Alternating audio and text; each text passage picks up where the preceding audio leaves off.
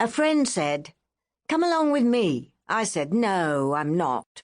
But she kept bothering me, and my husband said, "For goodness sake, go with her and stop her worrying."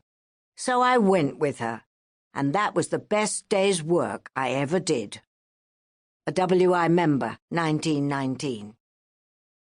Not every woman in the countryside joined her WI, but for those who did, it probably presented the only opportunity for them to socialize outside the home and to learn about life beyond their immediate environs. Edith Jones was one such woman. She described her village in the early part of the 20th century. Life in the truly rural areas could be rather humdrum before the motor transport came into its own. Some of us lived 10 to 12 miles from the market town and 3 to 5 miles from the nearest railway station, depending on where our houses were situated. We were in a scattered area, mostly farmers and connected with farm work, and the women had a full-time job in the home, for there was no electricity nor piped water or any other modern convenience, and everything was made at home.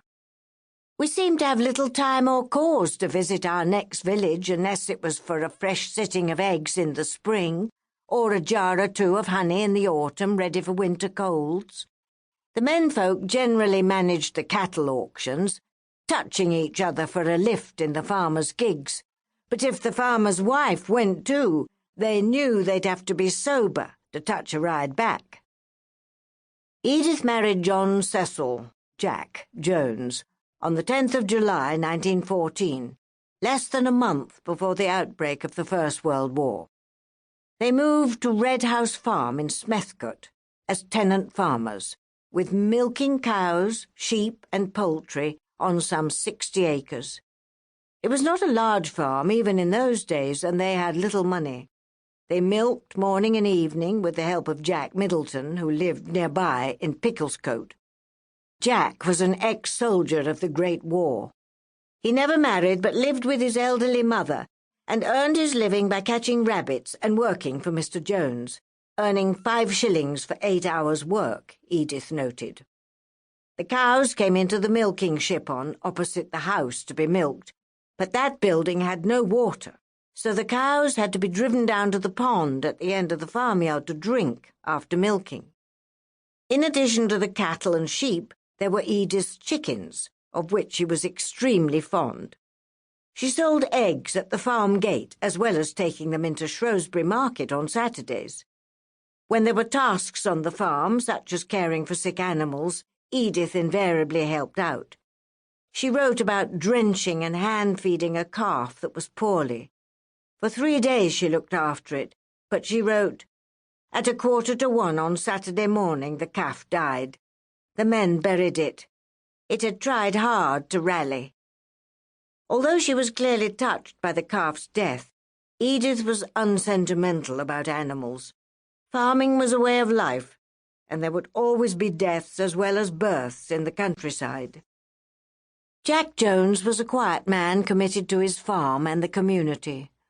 A rural district councillor who also served as a church warden, he was a regular pallbearer at funerals.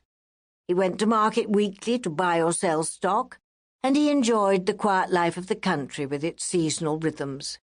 His wife was different. Edith was extraordinarily industrious and gifted at turning her hand to mending and making almost anything.